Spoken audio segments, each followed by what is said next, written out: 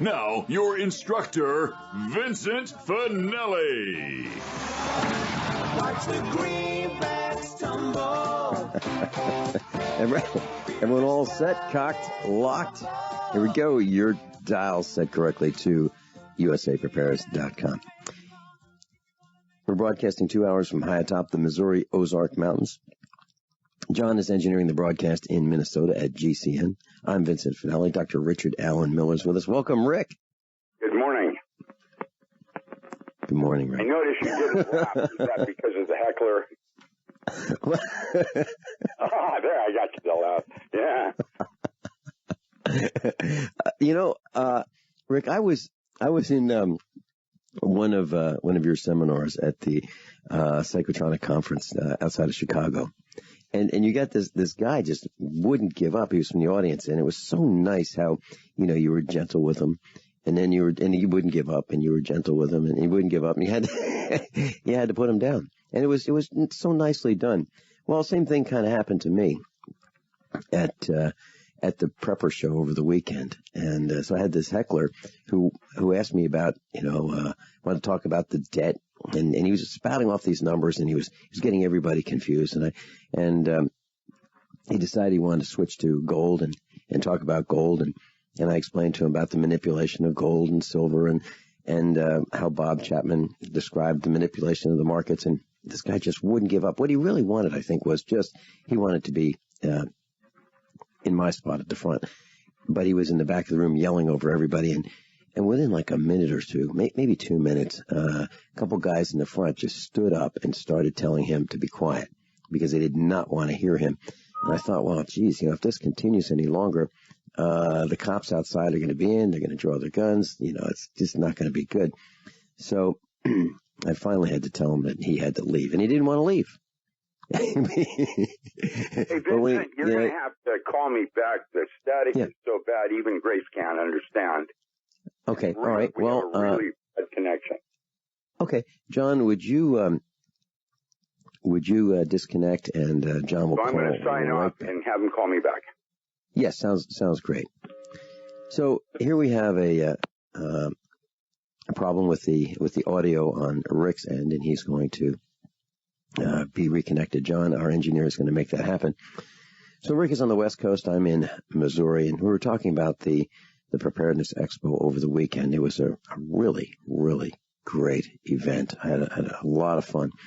Matt Stein was there, and he was talking about 400 Chernobyls, and he was talking about nuclear power and how precariously we are perched with nuclear power, and should the grid go down, the cooling system for the nuclear reactors will go down. And, is that Rick? Are you there? Yeah, that's me. Okay. And I was saying how Matt was talking about the nuclear reactors and the grid going down, how serious of a problem that is. And you were talking about how to think, and you're talking about extinction events, weren't you? Did I lose Rick? What's that? Okay. And so you were at this prepper event, and Matt was there. And one of the things that we decided to do was have a dinner. So you and Matt Stein and Joe Acapenti and Mike Parsons and Storm and Norman Cantwell. We were all going to go to dinner, and we invited the seminar participants, the expo participants, to come with us. And I've been promoting that we were going to do that for a couple of weeks on the air, and nobody came, just us. So I know it was a really good dinner though, and it was nice to spend time with you and Matt. I really enjoyed that part. I didn't care much for Kansas City. The last time I was there, I was a pallbearer for Chuck Walters. I think about 10 years ago. And it just was, it's like all the trees are dying, just like here. Mm-hmm. Chemtrails were so bad I came home sick. Yeah, I think Rick, well, I've decided I don't want to fly. I really don't want to fly. And there's an event that I was thinking about going to this weekend, but it's going to be about 6 hours to 8 hours in the truck. And I don't know if I can go or not. But I certainly, I don't want to travel much anymore. I don't want to go through the gauntlets. I don't want to be corralled by the police. I don't want to be locked down wherever I am. And I just don't enjoy it anymore. I don't enjoy being on the roads and having these, there's so many people who are careless with their vehicles. I don't like it. For example, on the way home, Mike Parsons and I were in our truck, and, we're going the speed limit, and there are trucks with trailers, and I'm talking about pickup trucks with trailers with stuff. There was a guy that was going to a barbecue. It looks like a barbecue competition because there are a whole bunch of these barbecue trailers that were passing us, and they had, logs in the back and like one little bungee cord holding 20 pieces of split wood on the back there. And, one bump and off they come, and it caused like a massive chain reaction collision on the highways. It's just nuts how people are willing to risk the lives of other people through their carelessness. And these guys were flying down the road like they were late. They were late for a barbecue, competition. I mean, really, do they really have to go 80 miles an hour with a trailer, a barbecue trailer behind them? Do they really have to do that? It seems to me like it's not necessary. Why are we in such a hurry?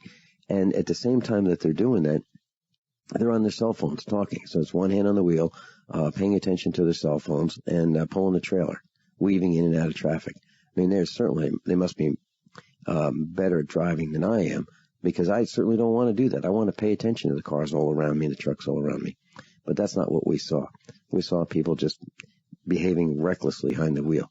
Totally unacceptable. And I attribute that to the ever-increasing me-first society. What do you think, Rick?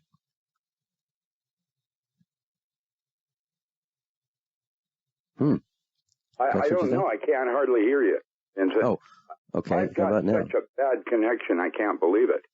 Well, let's tell you what. Let's try reconnecting at the break.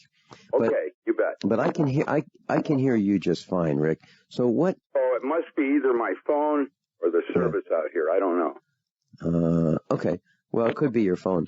So, Rick, can you share with us the highlights of the expo from your perspective? What did you learn from those whom were in your seminar classes? I think that there's a lot of younger people coming to the gun shows and the prepper part. And everybody that I met gets it and is deeply concerned right now about, the fact that something's going on and nobody's telling anybody what it is. Well, I certainly have to agree with that.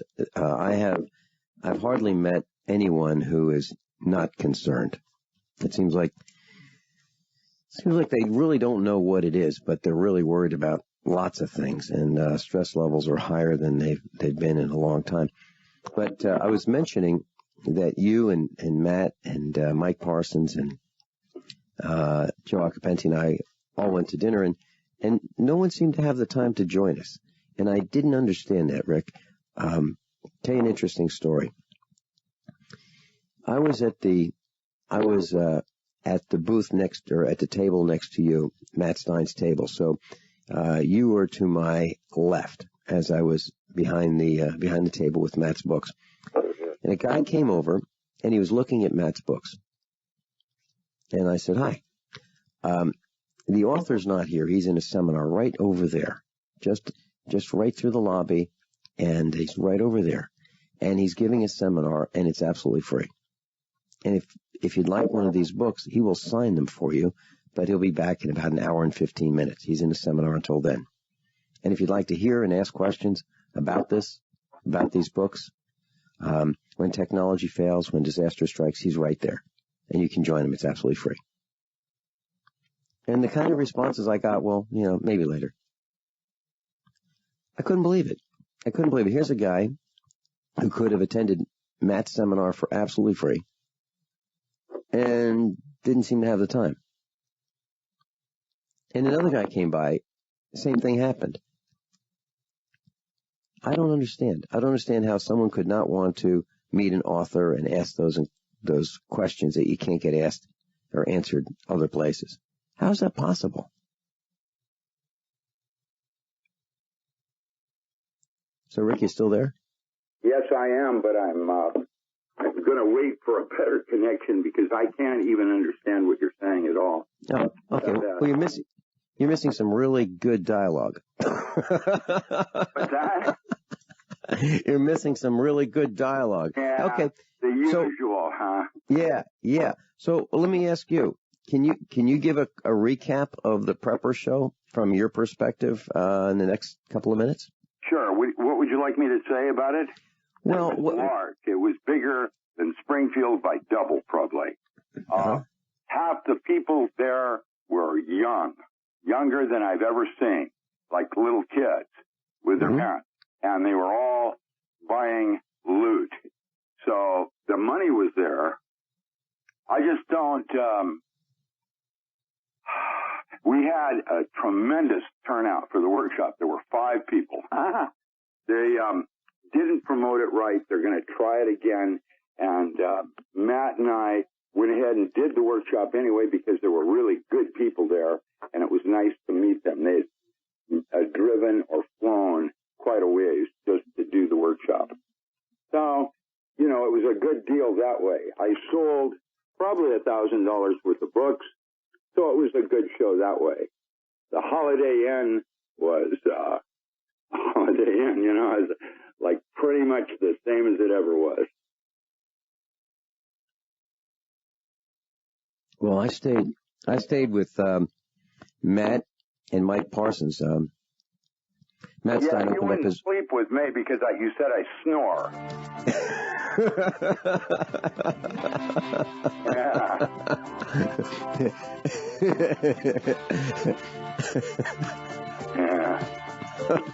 All right, Rick, we'll reconnect with you right after, right during this break. We'll reconnect, and let's see if we can get a better connection. Dr. Richard Allen Miller's with us. I'm Vincent Finelli. This is USAPrepares.com.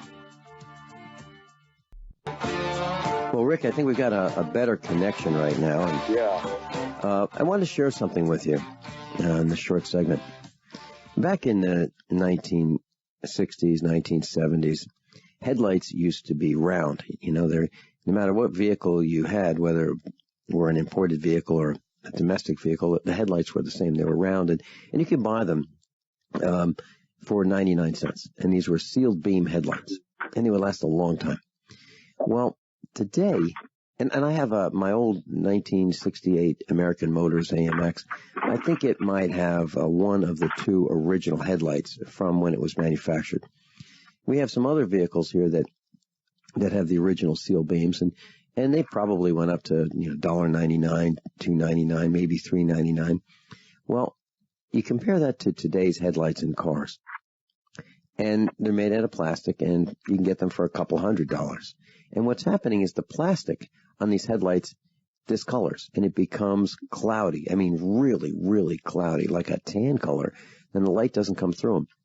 And I'm wondering how we think that this is an improvement. We used to have really good lights that would stay focused, and they would work perfectly. Now we have these plastic headlights that leak. So something happens to them during the ownership or use of the vehicle, they leak water, and then you have to replace them. So we used to have a really good headlight, really good, very inexpensive, and anybody could replace them. Now we have these complicated headlights that are made out of plastic that discolor, and so they have these refinishing kits that you can buy and kind of restore your plastic lenses. We're going backwards, and I'm wondering, what is it that's causing this plastic to discolor? Is it the ultraviolet? Is it the radiation in the air? What is causing this? You know what I'm talking about, Rick? You see all these headlights that are discolored? Centers is what it's called, lattice defects from the light that's being used. I think we're getting a stronger, longer wavelength, more in the ultraviolet, and I think it's just having havoc on all plastic. Mm-hmm. Your rag tops, when I had a sports car, you'd always have to change the top every so many years because the plastic window would get so dark you couldn't see out of it. Right, right. That's a color center. That's lattice defects in the plastic.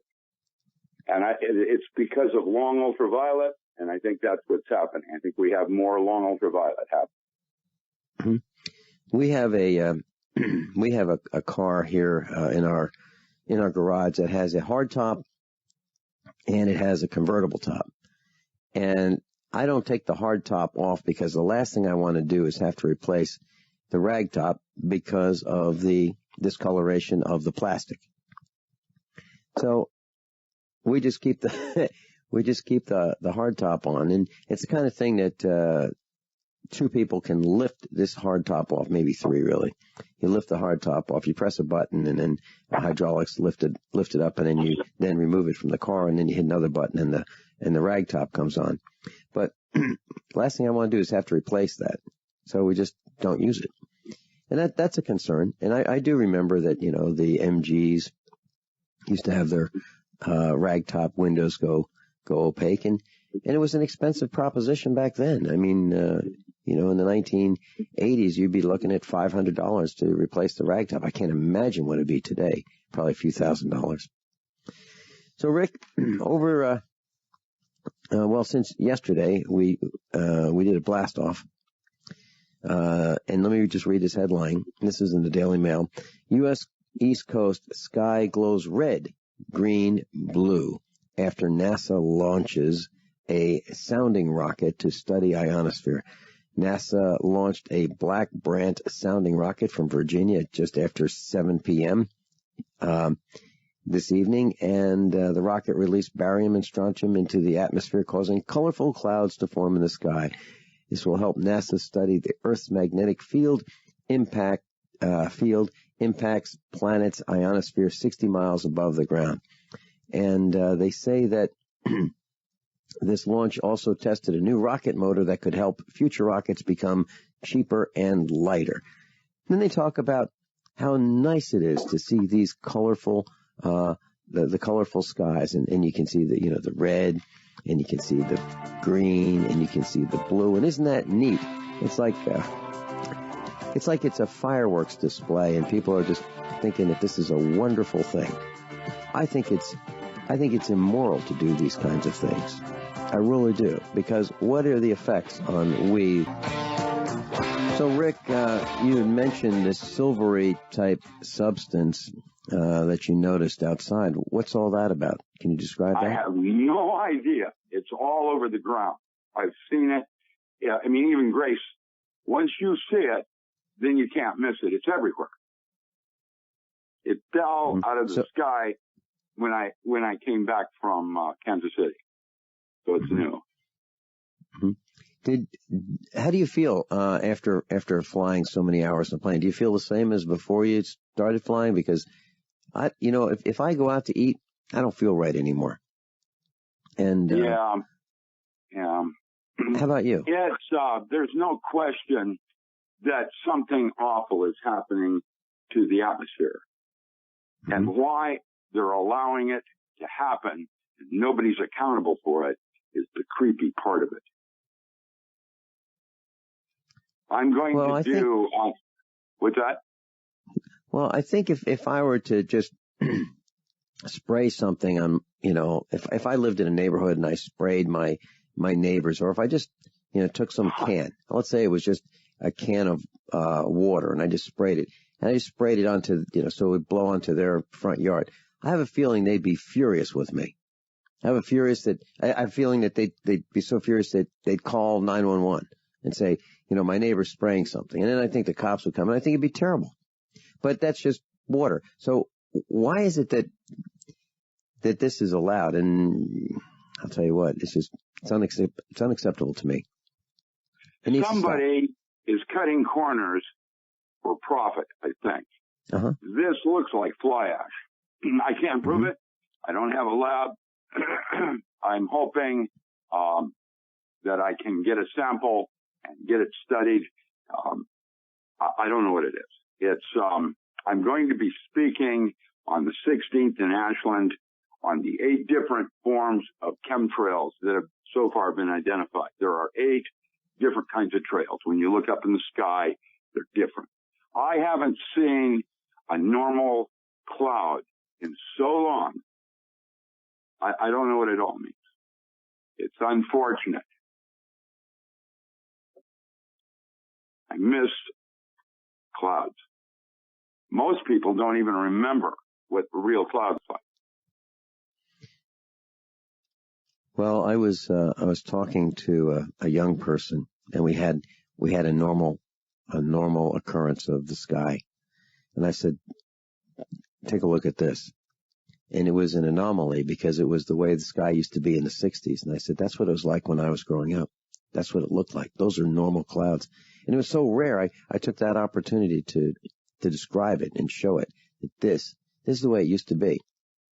And Rick, now it's so common that the entire sky is just hazy from horizon to horizon to horizon to horizon. Any way you look, it's just this hazy sky with no clouds, just hazy, a dusky blue color. So you want to talk about these chemtrail types, these 8 types? You want to share that with us? Not today. That's what I'm researching so I can talk about it. I did a post on it about 2 weeks ago on Facebook. I didn't study it, but now I'm going to have to talk about it, so I'm going to have to vet it up. I'm not prepared to do it. I can tell you at least 4 of them. One of them is Monsanto. You know, that has for aluminum-resistant plants. You know, the thing that bothers me so much about Monsanto is that there was an article that came out yesterday that absolutely confirmed that Monsanto knew that Roundup was toxic when they first invented it. This whole runaround was already well known. And why they allowed it to happen, it's all about money. You know, I was talking with Dr. Norman Shealy yesterday about a man that I know. I've known him for years. And he has a farm near us. And his farm is immaculately manicured.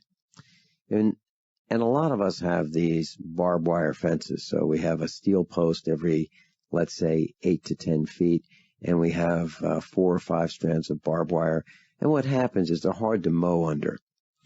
And these little saplings start growing, and then pretty soon you have trees on the fence line, and it becomes a real problem.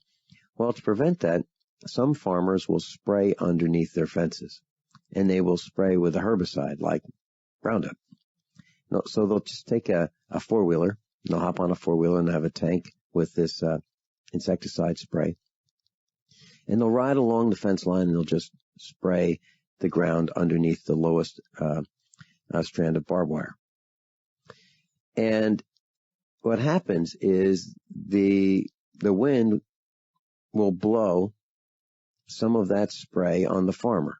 And a lot of farmers wear short sleeves, so they get it on their arms, they get it on their pants, they get it on their shirts, they get it in their face, and they breathe it. And this particular man whom I was talking with is having all kinds of health problems, all kinds of serious health problems. And I asked him if he found a correlation there with the insecticide, well, the insecticides that he sprays plus the herbicides that he sprays, and his health problems. And he really never thought about it. He said, well, you end up breathing it. Yeah, you do. You breathe it. I try really hard to avoid all those kinds of things, like avoid spraying Roundup, avoid spraying insecticides. And I mentioned to Dr. Shealy also that we have a neighbor who sprays insecticide mixed with diesel fuel on his cows to kill the flies. And there's no way you can prevent breathing that insecticide unless you wear a hazmat suit and a respirator. There's no way you can avoid getting that in your lungs. It's impossible. And that's what farmers are doing. And if you look, farmers seem to age pretty quickly. They really do. Have you seen that, Rick? Yes. It's a hard life. A farmer has to put up wood, has to do animal husbandry. it's a hard life. It's a different way of being. So, and I'm surprised that he didn't at least dial in the toxicity. That's just stupid. Well, it says right on the label how dangerous this stuff is. Yeah, it never used to do that because it wasn't considered dangerous early on. Right. Right. Do we have any crop dusters that are still alive? You know, from DDT? Yeah, the Great Gatsby. That's what I'm talking about. Well, it's serious, and if you extrapolate this out, let me just give a simple example of how dangerous this is. There was one of our instructors is a man who drills wells. He drills wells. He has the equipment to drill these deep wells in the Ozark Mountains. He also has a crew that drills these holes. And we were talking about groundwater contamination. And so there was this neighborhood next to an orchard, and everything was good. They had a community well. They all shared this water, and everything was good. And this man established an orchard, and as the trees grew, he would spray the orchard. Next season, he'd spray the orchard. He'd spray the orchard. And then all of a sudden, the groundwater of the neighboring homes became contaminated, undrinkable, polluted from the spraying of the orchard. And it wasn't a big orchard, it was just a small orchard. And if you think about it, we have these holes in the ground that we put some well casing around. And the well casing is supposed to prevent contamination from the surface. But trucks go by and there's vibration in the ground, and then there are these people who are fracking. And then we have little earthquakes. We have all kinds of ground movement, tractor trailers thumping down the road, trains thumping down the tracks. And all these vibrations add to the potential for contamination of the wells because of the gaps between the soil and the well casing. And that's the kind of thing that's happening. We're killing ourselves. We are literally killing ourselves with our conveniences. And so the water now had to be treated for this particular area, or a new well drilled deeper. And in Springfield, the aquifer that's 450 feet below Springfield, Missouri, is not safe for drinking. So they had to go down to the next aquifer, 600 feet below, or 650. That's what we're doing to ourselves all over, Rick. And the problem is, how do we know that the water is bad today when it was good yesterday? How do we know without testing it? So do we have to test each glass? Or do we treat all the water? Or do we knock this nonsense off? Like fracking.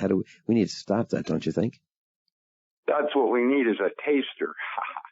Somebody that drinks it before you do, so you can determine whether it's safe or not. Well, that's a good job for politicians. I think that's right. I think that's what they should do.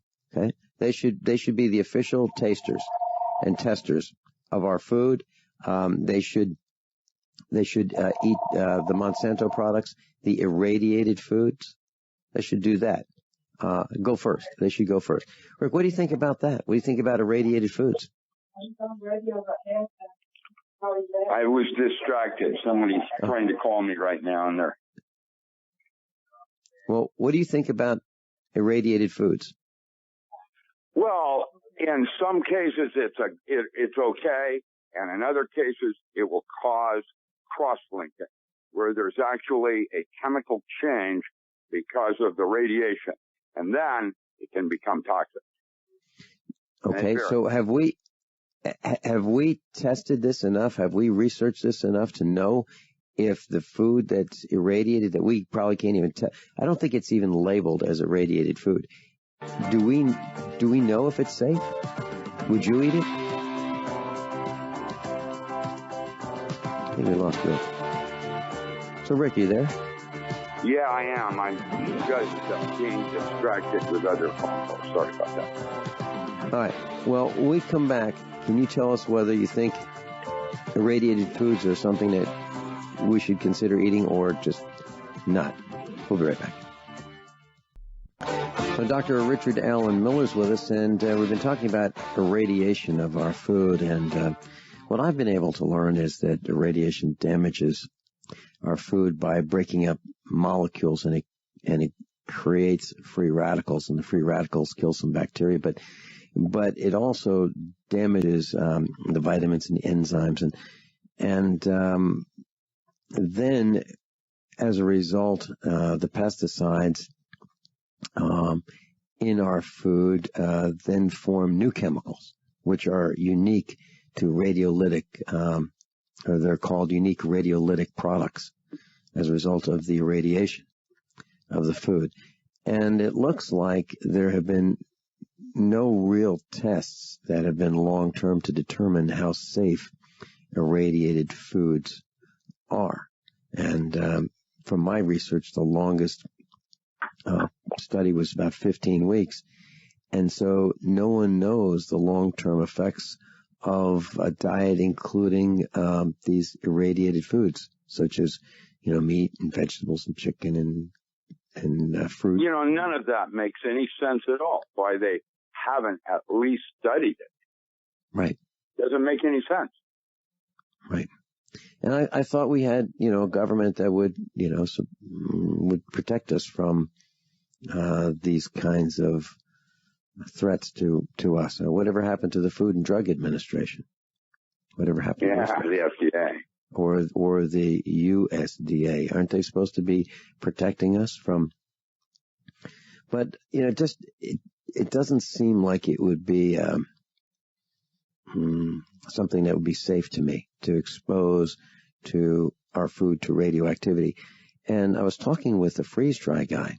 He happened to call me last night, but we talked about this prior to last night, and that the submariners are being fed the best food that the military can give them. And it used to be freeze-dried food, but now it seems to be replaced with some of it's replaced with irradiated food. And I'd be really, really kind of concerned about that. And by the way, it doesn't mean that it's clean food. It just means that it's been irradiated. So you can irradiate food that has been grown in a toxic soup of chemicals. You can irradiate food that's been irrigated with raw sewage. And I talked with a realtor yesterday who was interested in selling one of our instructors a farm, an 80-acre farm. And we were talking about how one of our other instructors has a desire to have running water on the farm. And so I talked with one of our instructors, and he has running water on his farm. And I said, so can you drink it? Well, no. You can't drink it because it has bacteria in it, so you can't drink it, but you can kind of look at it. And it's kind of nice to look at running water, and I guess you can filter it, sure. But, Rick, as I look around, we have really been a blight on this planet. Man has been a blight on this planet. And I think it's through individual greed. What do you think? Well, there's no question that there's an extinctive event going on where there's going to be a lot of casualties. There's no question that somebody thinks there's too many people in the world and they're going to do anything and everything they can to change things. I don't know who makes those kinds of decisions. I couldn't do that. And I mean, it may be true that there are too many people on Earth, but this is crazy. What we're doing now is it's wrong. And I don't have answers, but there doesn't seem to be any accountability for anything. Nobody is saying, stepping forward and saying, yeah, we're doing this. Rick, when we come back, can we talk about the extinction event and then get into the university years of Dr. Richard Allen Miller? Can we do that? Sure. Okay. Oh, by the way, class, Mike Ma's going to be with us tomorrow. Mike Ma showed up at the house yesterday. There weren't any shots fired. It was a lot of fun. We didn't do any training, but Mike Ma was here, and he'll be with us tomorrow. He's up from Guatemala. Mike Ma, Senior USA Preparedness.com instructor. 2 hours tomorrow. We'll be right back with Dr. Richard Allen Miller after top of the hour news and commercial announcements. Everyone all set? Cocked? Locked? Hour number 2 of USAPrepares.com. Dr. Richard Allen Miller's with us. Rick, you talked about extinction events or an extinction event. And you and I had dinner in Kansas City, and we talked about Fukushima. You want to share with us your latest thoughts about that? Well, I mean, Fukushima is dropping radioactive particulate all through North America right now. You can go to netc.com, Nuclear Emergency Tracking Center, and Missouri's got several RADCON 3 level alerts right now. How does that work? Mm-hmm. Yeah, I'm looking at netc.com right now, and the highest level alerts, RADCON 4. RADCON 4 alerts are in Idaho. RADCON 4 is serious.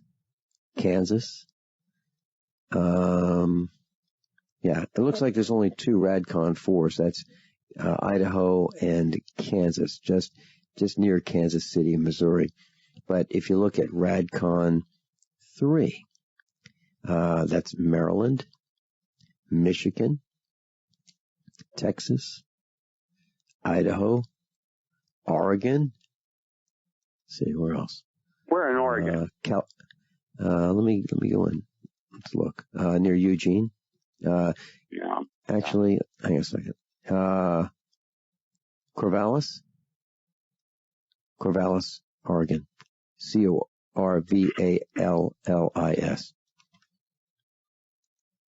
Is that near you? No, Corvallis is almost 3.5 hours. Okay. All right. And if you look at, let's see, just plain old RADCON 2 levels, which are pretty significant as well. Let's see. We've got California, Oregon, Colorado, Arizona, Texas, Kansas, Nebraska, Illinois, Wisconsin, Michigan, Pennsylvania, Maryland, Delaware, New Jersey, Connecticut, New Hampshire, Maine. So it's all over, Rick. You're right. Well, it's going to be different. It isn't necessarily not survivable or not. I don't know about that part. Right now, I don't know. What I do know is it's going to be a different way of living. Hygiene-wise, you're probably going to want to grow everything under some kind of canopy. You're probably going to want to take your shoes off, near the door, not track into the house. Yeah, and let's talk about hygiene. Some people will bathe in the mornings. Some people will bathe in the evenings. Now it appears that it'd be absolutely nuts not to bathe before you go to bed. It'd be nuts. So don't you think that's Yeah, it's going to be about water. The expensive water just to wash your car or to flush a toilet has tripled. And down here in southern Oregon, we're almost as dry as California. We probably are not going to have snowpack again this year. That'll be a third year that we've not had snowpack. Probably. Rick, yeah. You've been on our road right in front of our farm. Yeah. We have a creek that runs through our property. It's dry. It's a dry bed now. We haven't had rain in about a month, and the road is absolutely dusty. Really, really dusty. If you look at all the cars that and the trucks of the people who live on this road, they're covered with this tan, brownish colored dust. Seriously. There's no sense in washing your vehicle because all you have to do is go out of your yard and make a turn left or right on this road, and it will be covered with dust in seconds. It is so bad, and it is so bad that we have to wear respirators to go down our road. It's that dusty. Glasses, I'm talking about safety glasses to wrap around our faces, just to keep the dust off of it, keep it out of our eyes. That's going to be a huge problem going forward. A couple more months of this, it'll be a disaster. We'll have to sell our cows. I put our cows on a 40-acre pasture the day before yesterday, and they've eaten it down, and the grass is turning brown. What I think is going to happen is, without moisture, we're going to have a hay shortage. I think that's what's going to happen. And that's not good, because then we'll be selling our cows, and so will everybody else. And now, fortunately, we have 300,000 pounds of hay for this winter, so we're good.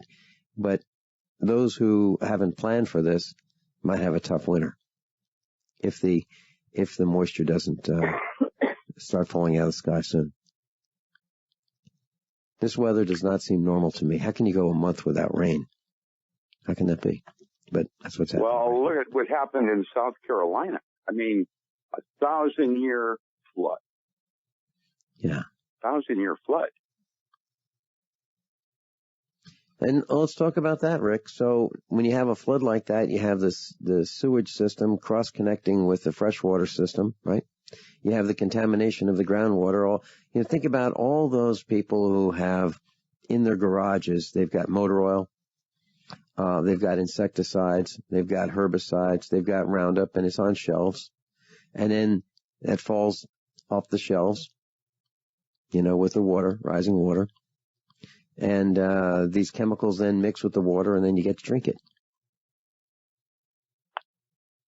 Yeah. And think about all those guys who have those 500-gallon used oil tanks. Okay, you go to your car oil service or changed at the quick lube place, and they store that oil, that used oil, until it gets pumped out by the companies that buy the used oil. Okay, well, how does that oil get contaminated into the groundwater? Easily, because those tanks will cross connect with the water that's from the flood. But the septic systems, and oh man, what a mess. So, and I was thinking about that. I was thinking about how many people buy houses that are low, in the dips. Why would you do that? Why would you buy a house that's in low level ground? Why would anybody do that? The bottom of hills. Why would they do that? I know a gal who bought a house, and she said, yeah, her house flooded, and it was $20,000 to repair it. $20,000 to repair the damage from the flood.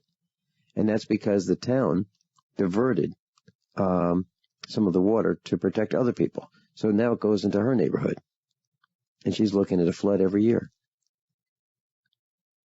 So when you buy your property, think about that. Think about, water runs downhill. And I don't think that's going to change.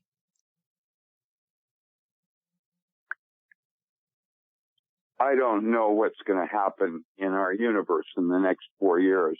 I'm going to say that everything has changed. Everything is different now. And I think that it's going to be, I don't know, I'm starting to get depressed, in terms of the outcome of what we can be and where we're going to be able to go. Just the joy of looking at the clouds. They're gone. Well, the joy of being outside. I mean, who the heck, I used to really enjoy getting a cup of coffee in the morning and going out on the veranda and being out there with the dogs and the cats and the chickens. And, I would just go out the kitchen door, sit down at the picnic table on the veranda, and all the animals would come around and they'd want their hugs. And they'd climb on my lap. The chickens would come over, the dogs would come over, the cats would come over, and we're out there. I don't want to do that as much anymore because, I look up and I see the spraying of the skies. I know it's going to land on me. I know I'm going to breathe it. I just don't like it. Wow. Just had another update here. Okay, Radcon 2, okay? Minnesota, Wisconsin, Illinois, Michigan, Pennsylvania, New Jersey, Connecticut, Maine, South Carolina, Arkansas, Nebraska, Texas for 2, Oregon, and California, and Arizona. Rick, every time it refreshes, it looks worse. It looks worse. More and more of this, and so if I didn't name your state, well, just wait a minute, and we'll get to it. I mean, it almost seems like that's the case. More radiation every day, and our country is covered with these warnings from netc.com, netc.com. And let's just go over to Japan. We'll see what they're doing.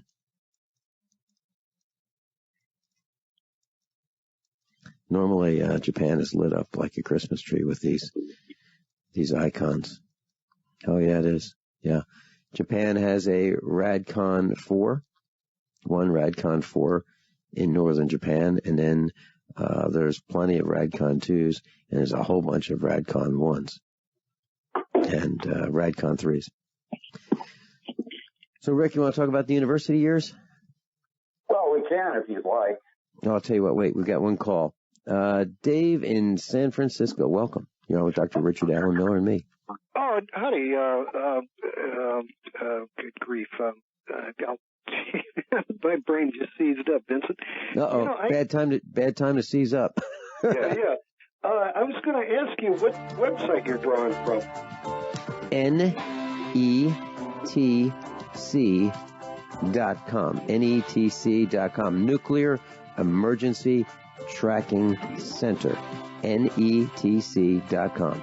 Okay, yeah. I work on energy issues. Oh, I hear the music coming up. All right, hold that thought, and we'll bring you back right on the other side of the break with Dr. Richard Allen Miller. By now you know that USAPrepares.com is your source for water filtration systems. Here at the farm, we use our water filtration system for drinking, cooking, and for our cats and dogs. Which brand are we using? Well, that would be the ProPure system, because it filters out pathogens, microbes, chlorine, and fluoride.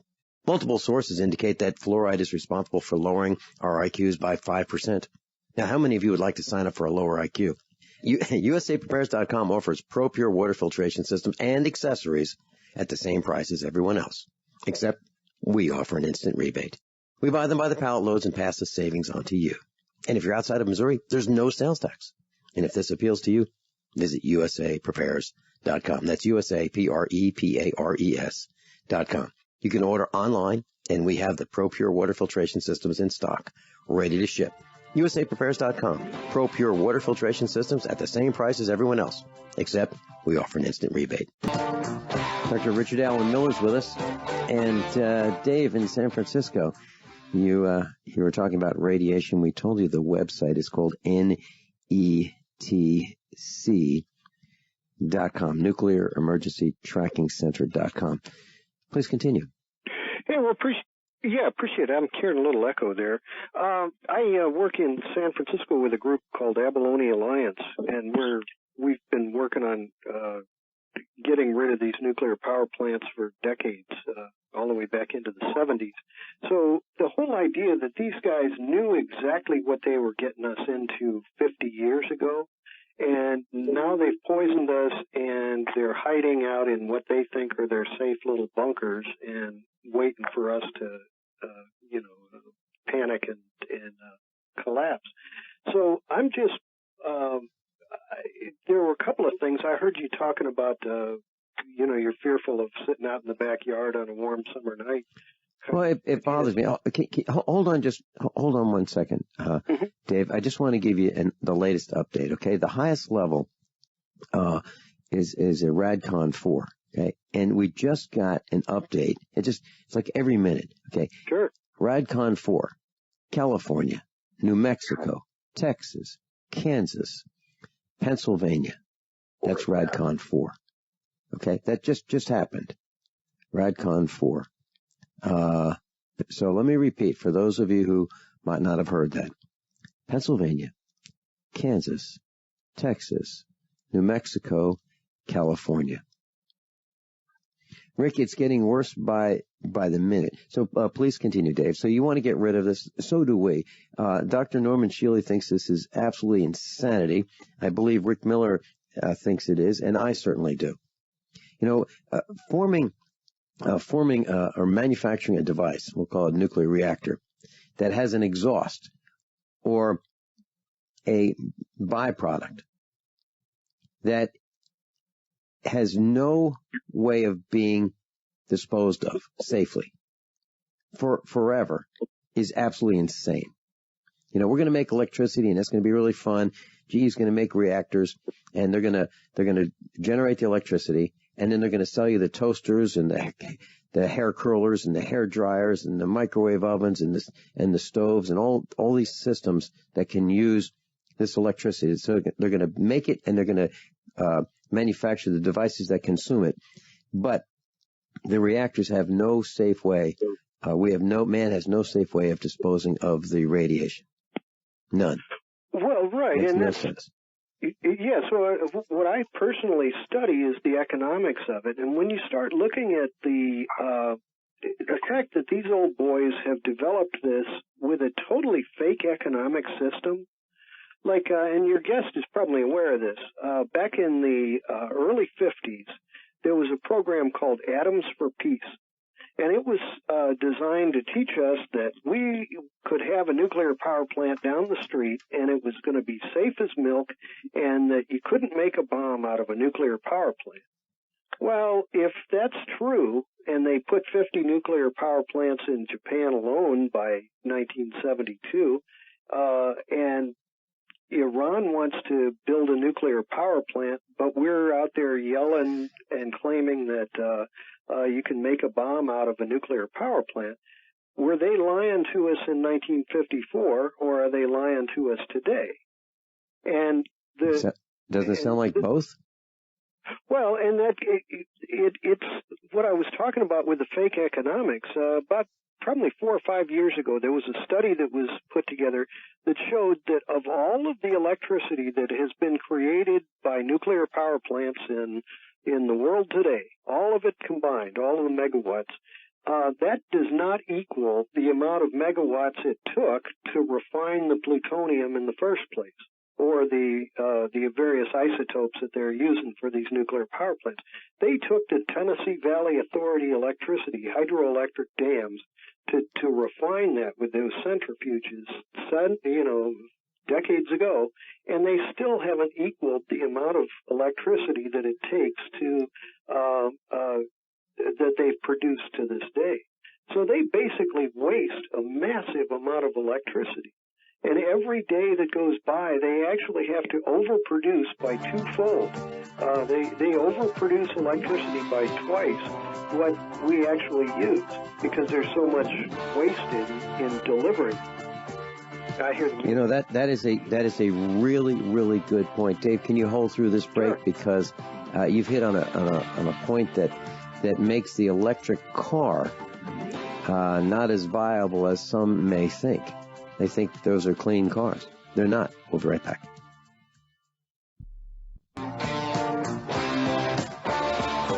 You know, we have a number of different ways of generating electricity, something that we all take for granted, natural gas, coal, hydro, and nuclear. And when I was at the university back in the 1970s, I learned from one of the professors of electrical engineering. It's now called electronic engineering, but back then it was electrical engineering, that about half of the power that is generated at the power generation stations is lost by the time it gets to the ultimate destination, whether it be a commercial use or a home. And those losses are through heat by the electricity moving through the wires, heating up the wires. I'm talking about overhead wires, underground wires, high-tension wires, and the transformers. So about half of the electricity is lost through the transmission system. And we don't think about that. So we have to generate twice as much as we need because we lose half of it. So when we think about these electric cars not polluting, yeah, right, they don't pollute as they're being used. Well, maybe some ozone coming out of the electric motor, but they don't pollute like a gasoline or a diesel-powered vehicle pollutes because they don't have the exhaust pipe. But they sure do pollute at the generation station, whether it be coal or natural gas. And they certainly pollute if the electricity is generated by a nuclear power generation system. All of those power generation stations have problems. Probably the best one, the safest one, the cleanest one would be the hydroelectric. But, and that has problems with animals and fish and so forth. But, Dave, back to you. Am I on track with what you're saying? Well, it's true. And if we were to make our power plants closer to the appliance, that would be the solution to that. But nobody wants a nuclear power plant within 150 yards of their house. And, in other words, the wires heat up as you're trying to push that electricity over miles and miles and miles. And so you have to take a loss after you push it so far. And so the idea that they have coal-fired plants out of town, the smartest idea would be put solar panels on your roof, and then the electricity really only needs to go about 40 feet to the, whatever appliances you have in your house. And, Dave, let me address that. That is exactly what I'm doing. So when you talk about taking the distance out, what I'm doing is I'm converting our farm to solar and wind power. I don't have enough fall and enough water to have a low head hydro, but I have enough solar, or I might have enough solar and possibly enough wind to generate our own electricity. And how far am I going to go? About maybe 100 feet. Sure. That's all you need, and there's with anything mechanical, much less electrical, the fewer moving parts or the fewer obstacles means less maintenance. So if to only go 100 feet versus 50 miles, there's less maintenance cost. And then I had a fully operational prototype, and I had it running for a few days here at the farm. And, we had some lightning, which was a nuisance. But, we're going to go back online, probably within about 1 or 2 weeks with, prototype version 2. You didn't have a lightning rod on it, or? Oh, yeah. Yeah, we've got all that. But, lightning will split a tree. Sure, yeah. I haven't heard your guest. I don't want to hog the show since you've got your guest. But, well, I'm sure he's got a lot of comments, so just please continue. Yeah. Well, I just to kind of wrap it up, though, in the economic angle, when you see the idea that these guys are leveling mountains to make, to get all of that coal, they're continuing to overproduce uranium at a bad market price. They're continuing to be totally wasteful in disposal of all of this stuff. While it's still hot, they're not figuring smarter ways to use it. And they're creating a fake economy by overproduction by 2 to 1. I mean, if it was a 10% to 1, that would be one thing, but it's not 110%, it's 200%. And it's crazy that we're sitting on an economy that wastes so vastly much. It's stealing from our kids to level that much coal and to destroy that much. They were talking about, Bush was talking about making biodiesel out of certain split grasses or something like that. The idea that we'd be making methanol or ethanol out of corn, out of food supplies, idiotic. Have starvation. And so there's a solution. Actually, I don't know if your guest is aware of this. There's a vast amount of trash that's floating around in the Pacific. It's a lot of plastic. And they're now talking about making batteries out of plastic. And I'm just wondering if, imagine the jobs you could have. This mountain of plastic out there is as big as Texas. That would be jobs for decades to have people out there on ship platforms, work platforms, gathering this stuff up, and the factories. Yeah, imagine this though, Dave. Imagine if we didn't put that plastic in the ocean. Imagine if we didn't bury that plastic in a landfill. Imagine if we actually had recycling systems that work. And I can tell you this, that in Virginia, I saw this firsthand. We used to have these green bins in our little town. And you would just take your household trash, throw it in a green, one of these 3 green bins, and once a week a truck would come and haul it away. Right. So you didn't have to worry about it. It would be hauled away someplace. And wherever it was hauled away, that's where they had to worry about it, okay? Because it was contaminating the water over there, but we didn't have to think about it. Now, they replaced that with what they called a convenience center. And a convenience center is where they had these recycling containers, these great big green containers for glass. And they had one that was for clear glass, one that was for brown glass, and one that was for green glass. And so you would wash out your bottles. Let's say you had a wine bottle that was green. You'd wash that out and bring that and put it in the green bin.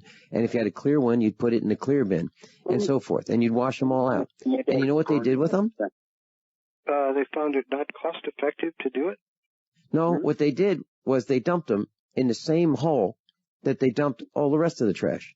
So we were conned into thinking that we were doing something good. They were literally dumping the trash. They weren't recycling it. They were just dumping it in the hole. Another government cover-up. So what we've done is we've allowed for the polluting of the globe. And here's something why don't we do this? So if nuclear energy is so good, why don't we store the nuclear waste under the White House? As a matter of fact, you remember Charles Dickens, the guy that wrote A Christmas Carol. So this is over 100 years ago, probably 125 years ago. He recommended that the societies force employers of polluting factories to live within a block and a quarter of their factory. That if the factory owner was going to live in the mountains somewhere, that was not fair to society. You make the factory owner live within a block or so of the factory. And Rick, what do you think? I think that electricity is the wrong way to go. That's what the grid is collapsing is about. I think that our society that's based on electricity is wrong, that what we need now is a different kind of energy. And I don't have the answer on that. Wind, obviously the tides, that's what we do in Oregon. We have a buoy that goes up and down with the tides, and that works pretty good. But, it's just, I don't have the answer. Well, it kind of, if you were to look at it as a regional approach. So, for example, I used to live down in Colorado, and there's a town out there called Grand Junction, and the Colorado River runs right through it. It's got plenty of sunlight. It's got plenty of wind. It's also got the river, so it's got but it doesn't have as steep a fall as you might imagine. But what you could do is, if you could imagine, like you're saying, instead of using electricity per se, you could make a great big, what do they call it, a counter, it's not perfectly round, like an offset counterweight. So, for example, if you had a windmill that would turn a screw and lift this vast weight, like a balanced rock, and then the pressure of that balanced rock could run some function. And so, for example, if you had cable cars that were run by the ditch, the irrigation ditch out in Colorado, we had irrigation all over. So you had a stream that was always running. You could run a cable like a ski lift, and you could, it wasn't going to, it would deliver you maybe a number of miles down the valley, but it was you weren't going to be carrying a whole bunch of stuff, but you could have a luggage rack. You could do your groceries, and you could have a function out of the ski lift run solely by water wheels. Dave, I think what you're talking about is using kinetic energy, right? Among other things, sure. But yeah, and I think what Rick was talking about was this buoy system that uses the rising tide or the rising water. And years ago in popular science or popular mechanics, I don't remember which one, I believe it was in the 60s or the 1970s, they had this vane, and it was attached to a generator, very much like the wheel of a locomotive could be turned by the movement forward and backward, or the reciprocating engine, like a gasoline engine or a diesel engine, could be able to turn a crank. Well, the movement of the tide coming in and going out, the waves, would be used to move this vane, which would turn a generator, and it'd be absolutely clean energy. Sure. Absolutely. That's what I'm saying, regional choices as opposed to monopoly type ideas. Dave, we're going into a break. Hey, thanks so much for your call. Thanks. Thanks. See you. Bye. Dr. Richard Allen Miller's with us, richardallenmiller.com. Also, if you'd like to get to the website, DocRAM.com, DocRAM.com. Mike in Tennessee, you're on. Welcome. Greetings. You were kind of touching on alternate energy sources, and of course, Tesla had a plan where he was going to get these companies to put up this electrical grid, and then eventually he was just going to tap into it with his antenna array that took the energy from the atmosphere.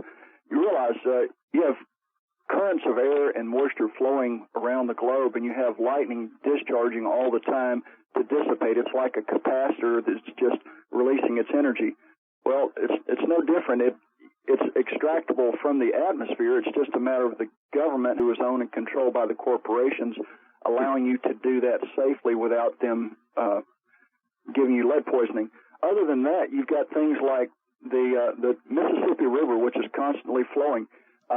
When I ran for office, I looked at trying to utilize some type of technology to extract the kinetic energy from the motion of the water, but that wasn't very popular. And then, of course, the tides rise and fall, and if you have nothing more than a boat that you can suspend, a very heavy boat, then once the tide drops, you lower the boat through a series of mechanical devices which transmits the kinetic energy into electrical energy.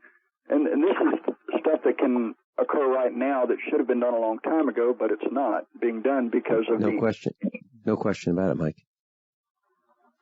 As far as the idea of Iran developing nuclear warheads, well, they bought their nuclear weapons a long time ago. If they really wanted your cookies and your color TV, they don't. That's just a big lie. That you got to be given an enemy so that you can buy your war, and they can't sell you a war unless they provide you with your enemy.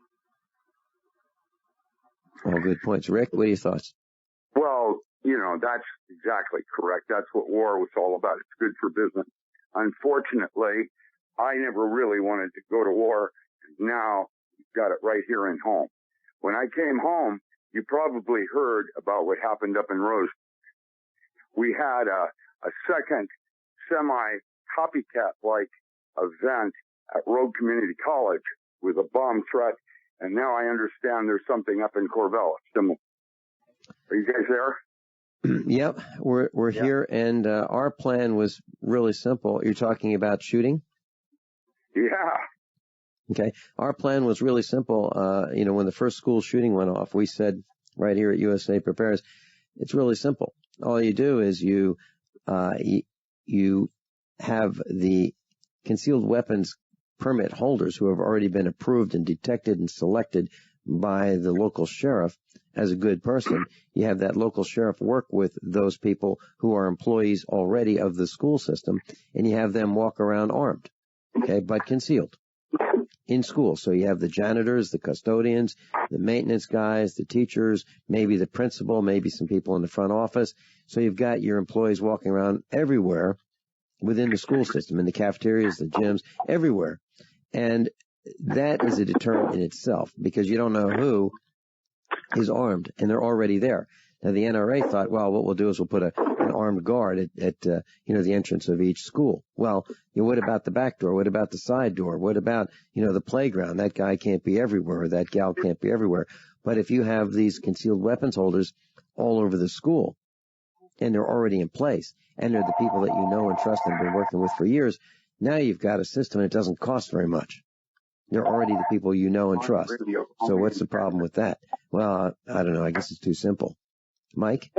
Or if all the students are armed, then it's an issue of self-defense, and of course, then everybody becomes very polite to everybody real quick. Yeah, and if you're armed at the intersection, you're going to say to the guy who wants to cross in front of you, well, no, you go first. No, after you.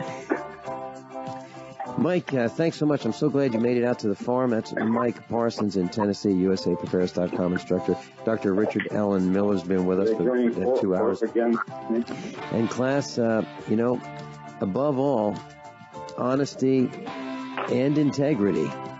I'm going to write what happens next is up to you. Rick Miller, thanks so much for being with us. Mike Ma tomorrow. USAPreparedness.com. Pro Pure water filtration systems at the same price as everyone else, except we offer an instant rebate.